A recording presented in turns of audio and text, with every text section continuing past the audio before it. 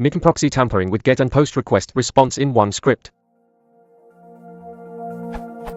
A post request sent to a certain URL, http://test.com, looks like this.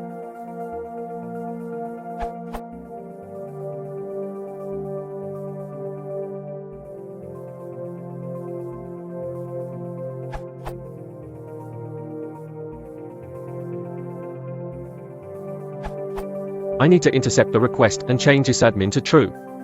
And a get request to a certain URL, https://test.com profiles, random_numbers/ID, has a encoded response like this. I need to change ID to 5. So basically I need to write one script that will do both of these actions.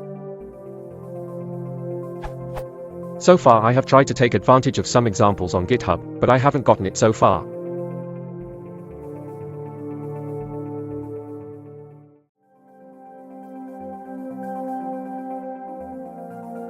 How do I implement this for my scenario?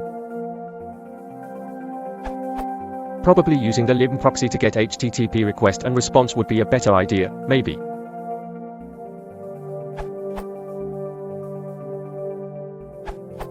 The script you posted in Python's JSON module should get you pretty far.